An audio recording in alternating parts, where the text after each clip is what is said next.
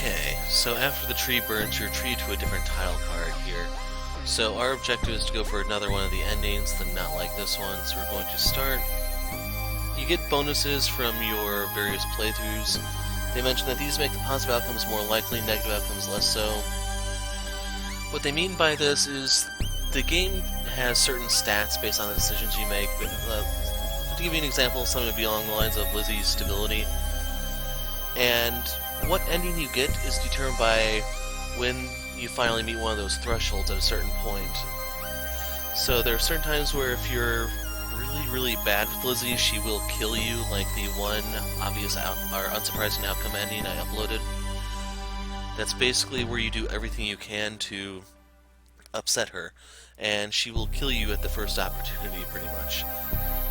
So for not like this is when Lizzie dies but you live, I believe. So yeah, we will turn these on. Ultimately, they're just supposed to steer you towards the true ending. If it doesn't work, then I'll just stick with the original balance, but it's possible to get everything with the original. Let's just do the original. So I'm going to skip through the scenes that we've already seen for the main playthrough. The main thing here is you have to give her the other drug. Nilazine is what you want to give her if you want her to live. So we're going to smile at her because we need to kind of lead her on. So right here we need to tell Smythe. Basically what you're going to do for this ending is you want to make Smythe suspicious of Lizzie while not making Lizzie murderous towards you. John found Mrs. Smythe in her office and she gave him a friendly smile. Everything okay, John? I think someone is getting into my locker. They're leaving things in it. What kinds of things? Just little notes. They're making me nervous. Do you have one of those notes? Yes, right. But panning in his pockets, he discovered they must have left them back at his desk. Of course he would screw even that up. John, are you feeling well? You think I'm crazy, don't you? You're under a lot of stress lately. Please make sure you keep taking your medication. No, I'm serious. I don't have anything now, but there really have been things in my locker. I didn't say that I disbelieve you, but we'd need more evidence to take any action. You can always talk to me about it, okay? Especially if you get any kind of threat. My door is always open. Now, would you like a quick therapy session? You look like you need it. John reluctantly agreed and lay down on the couch. He soon relaxed, and by the time he headed back to class with a note, he felt much less depressed. Mrs. Smythe was probably right. The teachers couldn't help him with this. John left school at a brisk walk, finished his homework quickly, and fell into bed. The world was still gray, but perhaps not as dark as it had been before.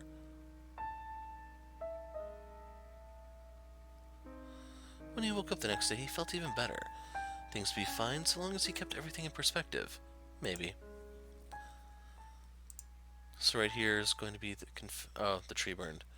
Why did you tell Miss Smythe? Don't you like me? I don't like her. She's always talking to you. She's awful. She doesn't deserve you. John realizes he's in over his head. So we're going to say no.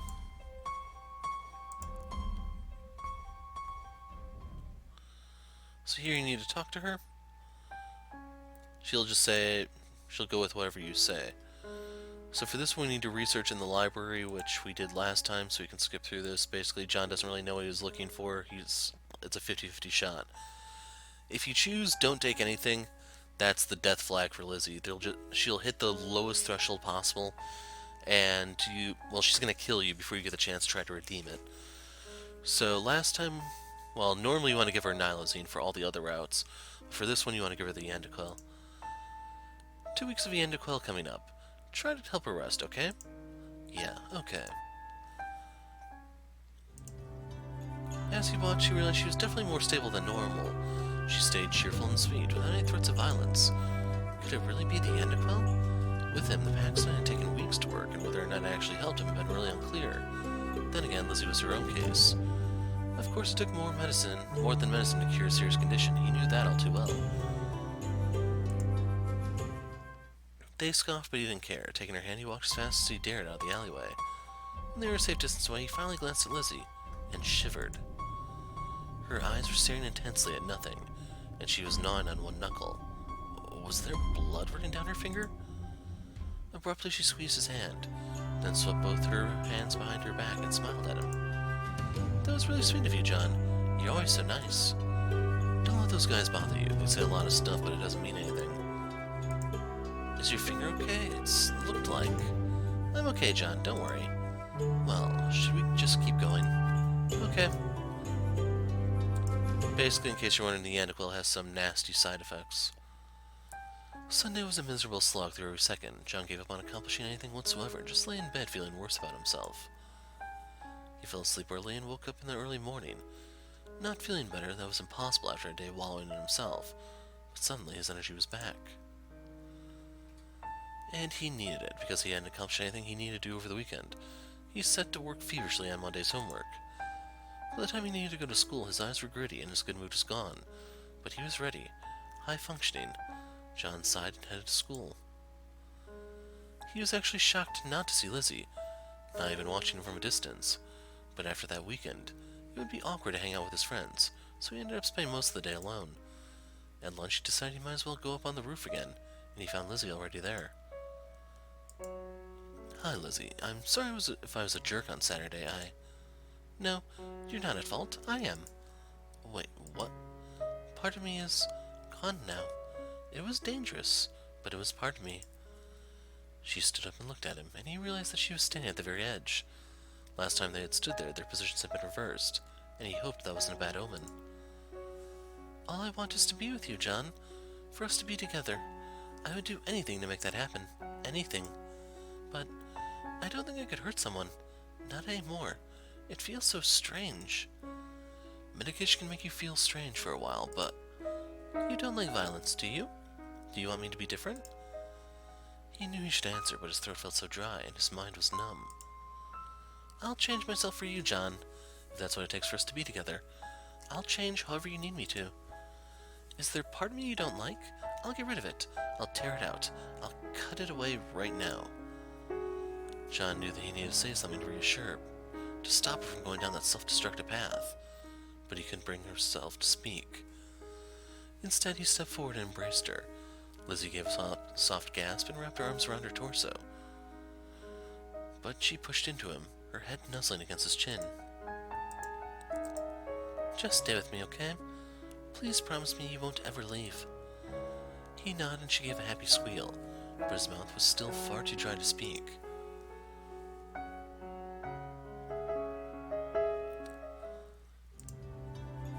There was the occasional moment where she seemed a little obsessed. The slightest positive comment from him would be interpreted as a sign of their destined love. So here, you need to keep basically raising Smythe's suspicion. No, she's sort of stalking me. You're speaking casually, right? Stalking is an actual crime, you know. You should report that to... No, nothing like that. Good, I assumed as much, since it looked like much more than that to me. And along those lines, I have to ask, have the two of you been intimate? How could you ask that? So you just have to say no? I can't think of anything. She's a little shy, maybe. That's all. Well, good. I'm glad to hear it. So contrary to what you may think, that still raises her suspicion. She basically knows you're lying to cover for her. Say, how's the Antiquil working out for you? No unpleasant side effects? It's wonderful. Thank you so much. So sweet, but it's not necessary. Now I understand how I need to change. I don't need it anymore. So she'll still stop taking it? Before, when I confessed to you, you didn't give me a clear answer. Will you now, John? Do you like me? Lizzie, yes, I like you. But I want proof that we're more than just friends. Can we go somewhere together? Somewhere romantic? Remember that this is a good place for it. So this is the whole proposing thing. So for this one, you need to take her hand.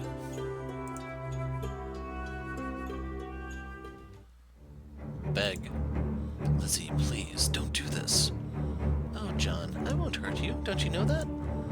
Please. Frowning, Lizzie set her axe down on a side table as she moved forward. John watched her nervously, but relaxed a little. That was when he realized that her other hand was holding the real thread. The cloth was over his mouth and nose instantly, and though he tried to struggle, he couldn't break her grip.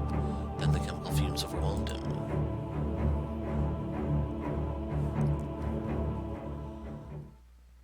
So you wake up in the basement. Here you need to beg for release. Lizzie, please, just untie me. We can talk about this. No, everything is at stake. I can't take any risks. But isn't kidnapping me like this a risk? John is kind. You'll forgive me, especially if I show you how confused you've been. Was it even worth trying to appeal to her humanity? His only comfort was that at least she answered and thought about it. Okay, so you need to try to take the chain off. John bent down and tried to find a weak point on the chain. The links themselves looked tough, but he clawed at the bolts holding the shackles around his leg and table leg.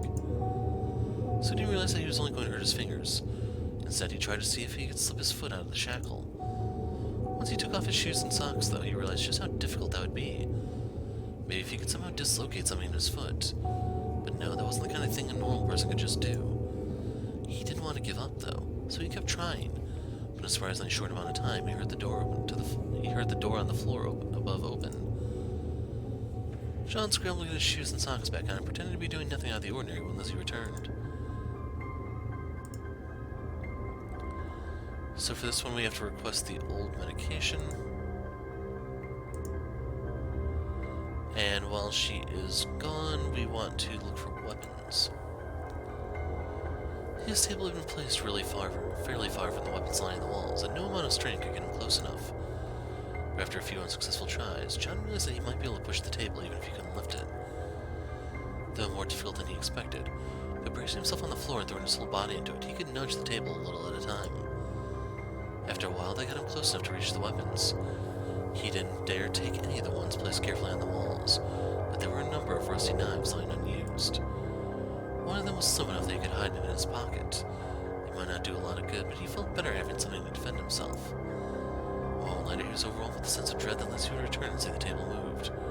He set to work pushing it back into place. Though it was even harder to push the other way, he managed to return it to exactly its former position. John slumped down into his chair and let his heart calm down. An uncomfortably short amount of time later, he heard Lizzie return on the floor above. He sat calmly and tried to pretend he didn't have a knife in his pocket.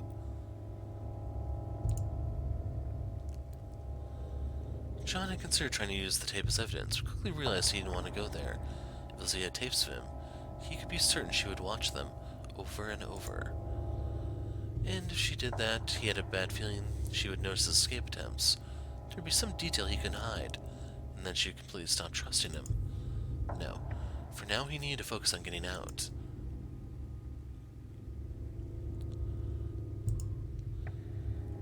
So I think we did romance last time. You need to talk about her interests. You look like you're studying really hard there. Maybe a little. If I don't do this work, then the teachers bother me, and I don't like that. Do you have a favorite subject? No, they don't matter. Well, maybe chemistry. I started paying attention because it seems so useful, and I guess now I think it's a little interesting. Useful, really? Yes, chemistry classes were where I learned how to make chloroform. It's the same as my knives. I don't need so many, but I guess I like them a little. They're wonderful objects. Beauty and functionality fused together. Whoa, that was kind of poetic. You thought so? You actually liked it? I'm so happy. For the rest of the day, Lizzie actually opened up a little more about her interests. Most of them were a little disturbing, but he was glad to see her care about anything other than him.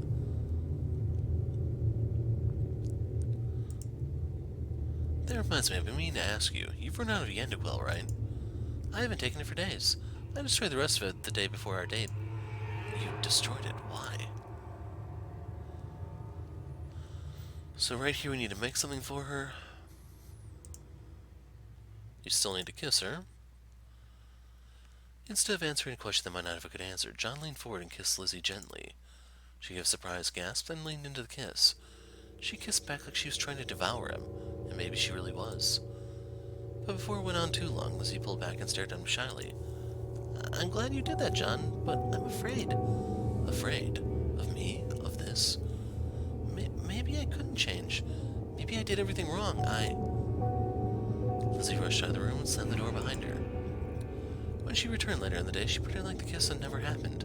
John did the same, but he couldn't help but feel something was different. So now you want to wait?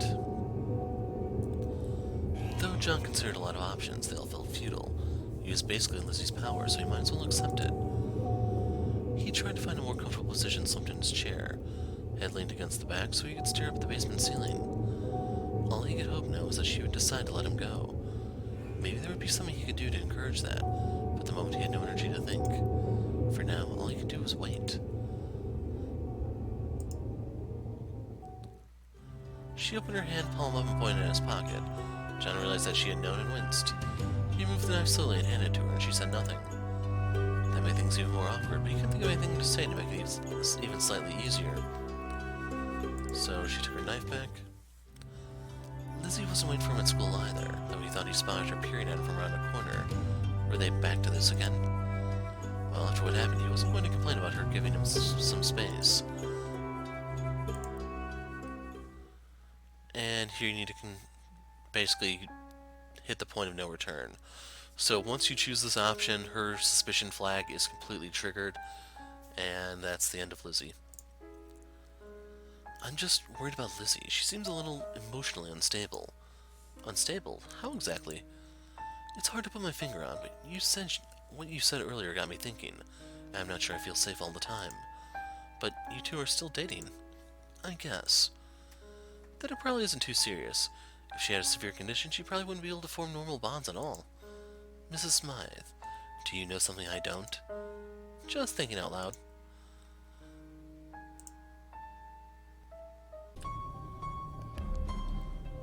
So, right here we still have the murder taking place, it looks like. Before she could answer, several unmarked vehicles drove up right onto the fairground. The men that emerged from them wore blank uniforms that meant nothing to John, but immediately filled him with a sense of dread. In a matter of minutes, they were everywhere. The police were patrolling more seriously. The strange men had taken over the crime scene, but the atmosphere had become tense. John? We should go. Exactly. She went with him to his door and he kissed her goodnight. They both knew that things weren't alright. Not yet. With a cloud of uncertainty hanging over him, he had a very difficult time falling asleep. In the morning, for once, John felt brighter than everyone else. The school had the flag at half-mast in mourning, and a class was cancelled so they could have a special assembly about the incident. It seemed to have shaken everyone else to the core, but John felt fine. He'd seen it happen, seen what Lizzie did, but he just felt comfortably numb. Of course, even at his brightest, he didn't look exactly happy, so no one gave him a second thought. Most students were wrapped up in themselves anyway. After school, he received a note from Mrs. Smythe saying he should come in and talk about how he felt about the whole thing. Not really necessary, but he appreciated her concern. Until he got inside.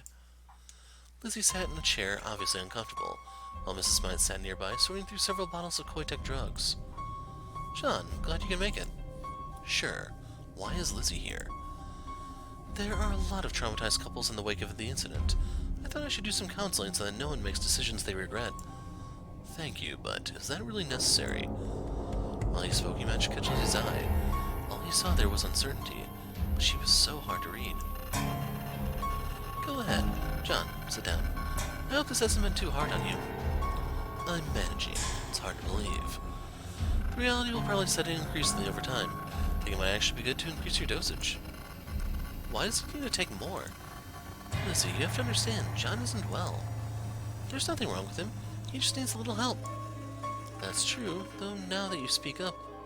Lizzie, have you ever considered taking some medication yourself? Your behavior could probably use some normalizing. What is that supposed to mean? I'm talking to her, not you. Lizzie, would you be willing to take a few medications? Yeah, okay. I was afraid of this. Without warning, Mrs. Smythe stuck Lizzie's arm with something that glinted silver. He only saw a glimpse of what looked like a syringe before Mrs. Smythe pulled back and it was hidden in her sleeve. The effect on Lizzie was instantaneous. She grimaced and dropped to the floor, gripping her arm. John tried to go to her, but Mrs. Smythe moved to stop him. You should stay away. She isn't stable. What the hell did you just do to her? This was nothing but a confirmation of what I already suspected. John, I'm sorry, but Lizzie is not a normal girl. Shut up, don't say that. No, you don't understand. She was exposed to the same chemicals as the murderer last night. Without having medication, there's no way she can be normal. But she said she would take it. She lied. I don't know how, but she somehow gained a degree of stability. Without any moral compass, that makes her far more dangerous. for her own good. A sedative? Maybe for you?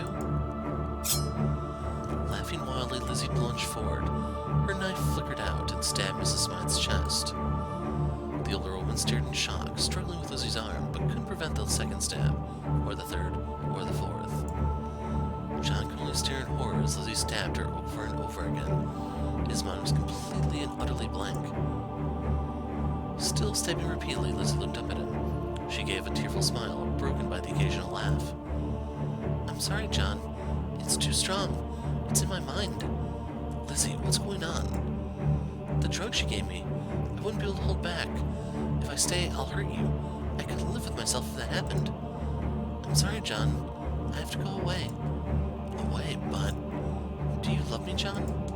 "Yes, I love you, Lizzie." "I'm so happy. I love you too. Forever." And then Lizzie sliced through her own throat. John stared in horror as her body slumped to the ground, light going out of her eyes. He wasn't sure how long he stood there. Somehow by the time they found him, he was holding her body and weeping. He couldn't feel the tears or hear anything they said. The events of the following days barely penetrated the gray fog filling his mind. There was an investigation. He was declared just a victim. Everyone offered him sympathy that they had never offered before, and he didn't care. Everyone chose to forget about the string of murders and got back to their lives, leaving him kneeling with her body until the world was nothing but endless gray.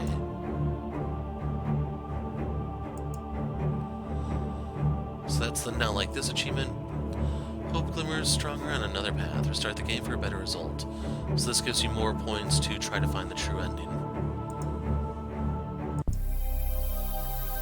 So that's one of the endings. Now I will move on to the next one. There's 6, I think.